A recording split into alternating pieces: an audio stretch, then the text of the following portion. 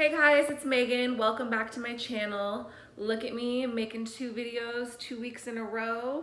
I thought I would make a video today about what it's really like in a psychiatric hospital. I've been to the psychiatric hospital 4 times in the last couple of years, and it's not a fun experience. I'll just start with that. Every experience I've had has been different, but the reason why I thought this topic would be good is because I'm sure people are curious, and also something I've been a little bit concerned about with going into labor is I haven't been in a hospital since I was hospitalized for bipolar disorder, for having manic episodes, and then one time when I was suicidally depressed, I was also hospitalized. So it's something that I am aware I could get triggered. I'm assuming I'm going to be in so much pain and be so excited that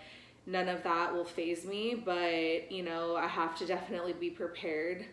It's like crazy looking back on everything I've been through with regards to like being hospitalized, but I'll kind of share what each hospitalization has been like.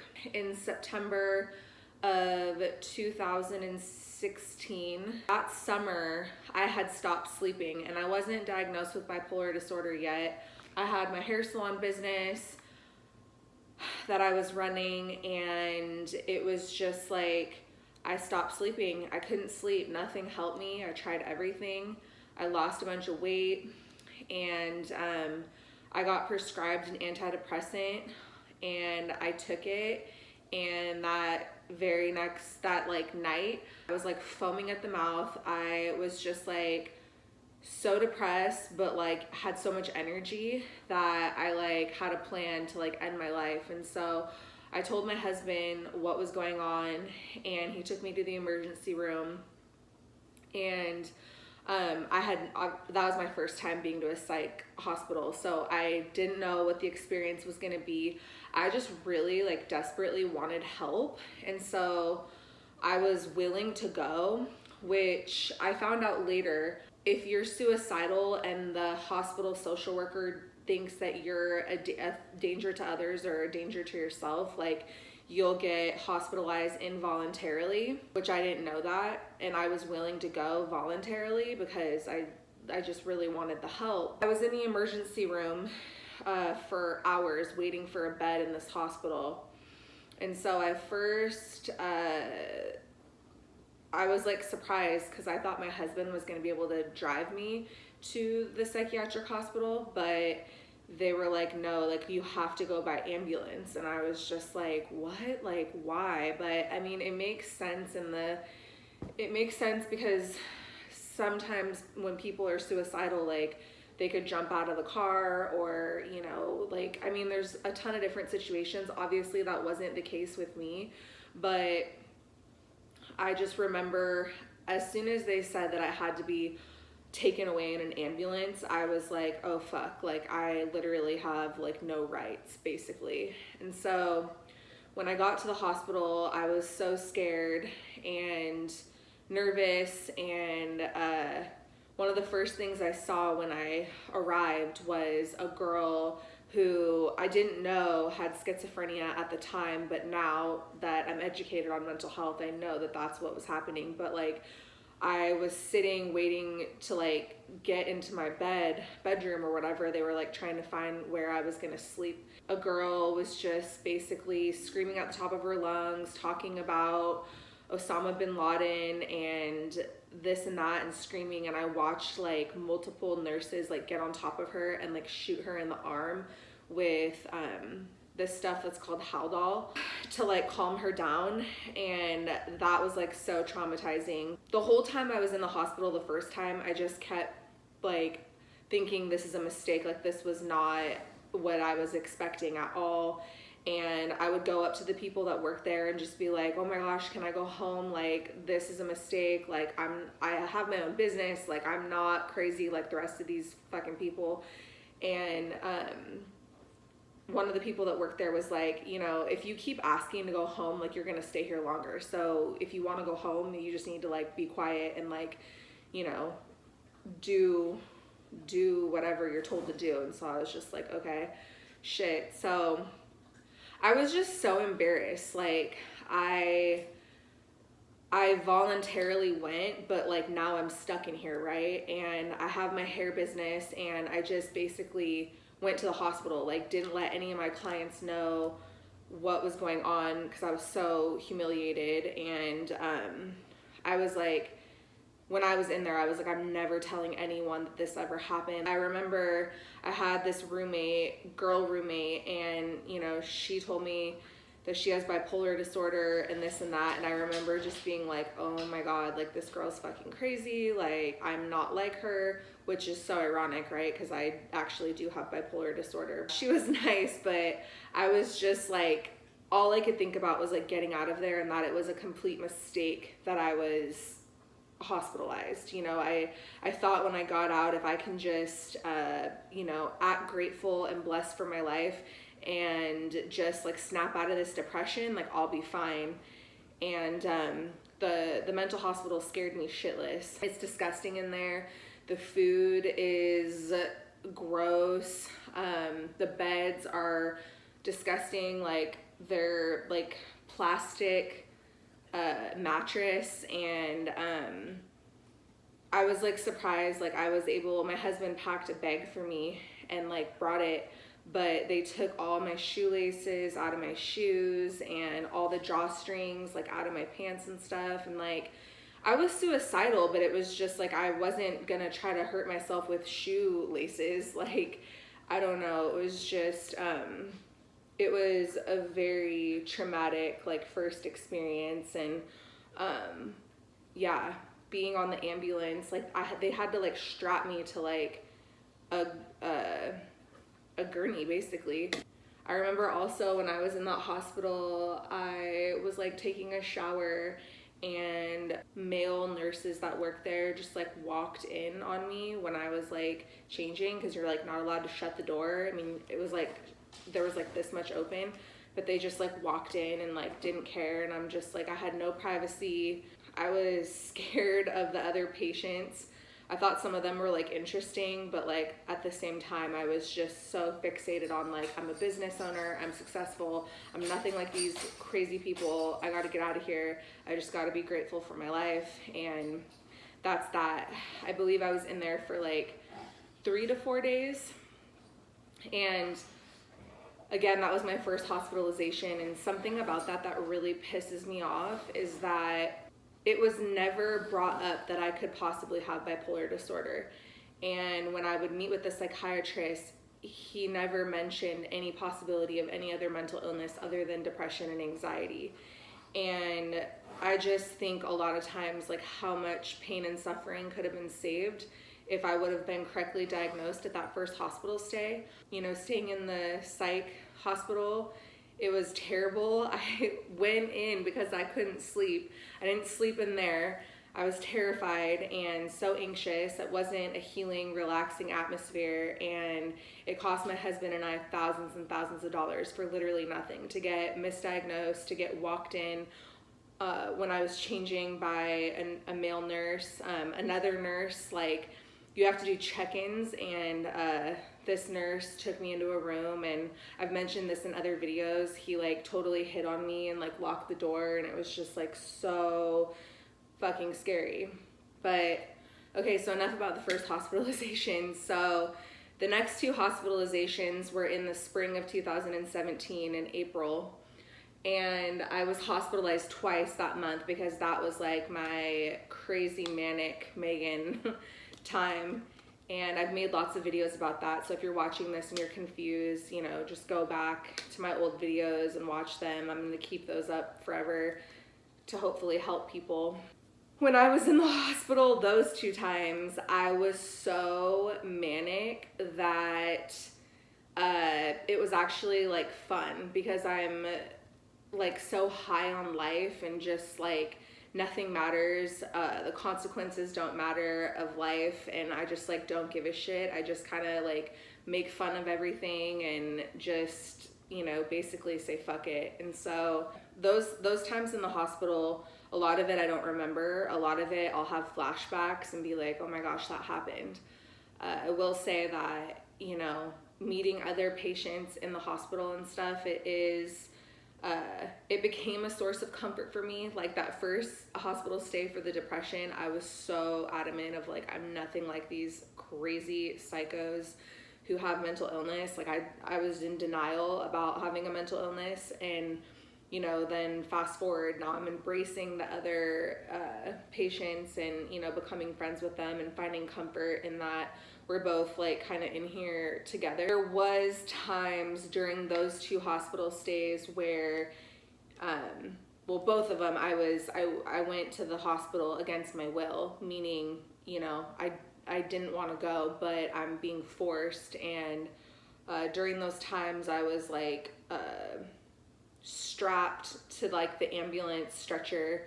I mean, I'm talking like my wrists are strapped, my feet are strapped, like I'm buckled in, like so I cannot move. And then they would like shoot me in the arm with this stuff called Haldol, which I had mentioned. It's an antipsychotic medication, and it basically, they shoot you in the arm with it and you just like are tranquilized basically. And so it's a very traumatic experience going through that. I mean, now that I'm where I'm at now and I've been stable for a few years and I'm pregnant and life is like pretty calm, when I have flashbacks of those times where I'm being like strapped to an ambulance stretcher against my will and like pumped with drugs that like I don't want in my body against my will, it's very traumatic and very stressful. And again, I just had an appointment with my OB yesterday and talked to her about the fact that like I could potentially get triggered in the hospital giving birth, and I really hope that doesn't happen, but it's something I am a little bit concerned about. And that kind of leads into my 4th time being hospitalized, which was in California. And so again, like, if you aren't caught up on my channel, I would go back and watch old videos because what I'm saying isn't really probably making very much sense. In the spring of 2018, life seemingly kind of came back together, but I really started struggling with drinking, and I stopped taking my bipolar medications, which led to another very severe manic episode. And my family sent me away to a treatment center in California. Long story short, but I ran away from the treatment center, and then pregnancy brain. I'm like, ugh. I ran away from the treatment center, and then I was manic in California for days. And then eventually I had an encounter with the LAPD. My family had called the police department in California and said, you know, this girl is bipolar and off her meds, and she's like, you know, she's in danger. She's just like on the streets by herself. And so the cops detained me against my will. Like I was not doing anything. They just like swarmed me, cuffed me, took me to jail, then took me to the mental hospital. And it was just a very, very traumatic experience in California. I was sexually harassed, molested, like I don't know what you would call it. A security guard in the hospital came into my room and like bear hugged me and kissed me on the lips and like wouldn't let go, and I was like screaming. And I called my family to let them know that that was happening in the mental hospital, but like, you know, they believe me now, but at the time, like, they weren't taking it seriously because they thought I was just like making it up because I was manic. But those times have really honestly traumatized me. And recently, just a couple weeks ago, my husband and I went to California. We drove there for his work. We had to go pick something up, and we were in LA. And of course, being pregnant, I had to like pee, so we pulled off of a random exit. Basically, I I started like having like an anxiety attack, and I went to my phone and went to the maps and typed in Kedron Hospital, and it said that we were 5 miles away from the hospital where I had stayed and all that shit had happened. And it was just like all of a sudden I started having a panic attack. I couldn't breathe. And it was just, I completely had like a meltdown and started crying, and I was just absolutely hysterical. Roman, really? Can I finish my video and you not interrupt me? I was very, it was very hard, and, you know, being pregnant and, you know, having flashbacks like that on top of like the crazy hormones that I'm already dealing with, it was really tough, and I just felt super drained afterwards. But, you know, I guess that's part of the healing process. That's just kind of how it goes. Healing isn't linear. It's not always up and up. You know, you're gonna have days and times and moments where things are tough, but it's all a part of the journey and the process, and I'm here for it because I want to heal. I want to be the best mom to my daughter. I definitely plan to like teach her about mental health and teach her about mental illness and teach her, you know, about my mental illness, and when she's old enough and things like that. I just think it's really important that kids grow up understanding mental health. Yeah, being in a psych hospital overall, just to like wrap the video up, it's not a fun, it's not a picnic. I pray to God I never have to go to the psych hospital again. It's not a place where anyone wants to be. You know, you think it's a place where you can go to get better, but you're not going to get better. I mean, it's just basically like a jail for people that are mentally ill. People aren't going to get better. Like when I got out of the psych hospital, I was like way worse than I was when I went in. But, you know, I understand psych hospitals are there because, you know, some people are so sick that like they need to be kept in a jail essentially so that they don't hurt themselves or hurt others. Yeah, it'd be really nice if psych hospitals were more tailored to healing, if the beds were more comfortable, if the food was better and healthier, if there was like more opportunities for exercise and things, you know. I think it's hard because there's different like levels and stuff of mentally ill people. I'll have to keep you guys posted after I give birth and stuff about how I do in the hospital and everything. It's been a really weird time with COVID. I haven't really gotten triggered or anything so far because I'm just so happy and so excited to be pregnant. But, you know, my little episode down in California a couple weeks ago really showed me that I'm still really raw with everything I've been through, and I'm still wounded, and I'm still hurt from a lot of the trauma that I've endured. And so all I can do moving forward is just do my best. If you're new to my channel, I would love it if you subscribed. I am just gonna be enjoying documenting my pregnancy. I have 8 weeks left, and I'm gonna you know, hopefully be making videos about what it's like to be a mama and having a mental illness, having bipolar disorder. I know staying on my medication the whole time I've been pregnant has been great for me, and it made me feel really good. Yesterday my OB was like, you know, she said that she's really proud of me, that I've, you know, done so well with my pregnancy and taken my meds and haven't messed with that. And she said she thinks it's good that I'm like, you know, looking ahead and thinking of what could or couldn't happen. She just said she's really proud of me, and that made me feel really good that she noticed that I'm trying really hard to like stay on top of things so that I don't, you know, things don't get out of control, because that is the last thing I want. I want to stay healthy, and I want to stay in a good place for myself and my husband and my daughter and my dogs. My mom and I worked on the nursery last weekend, and it's nowhere near done, but it was really fun.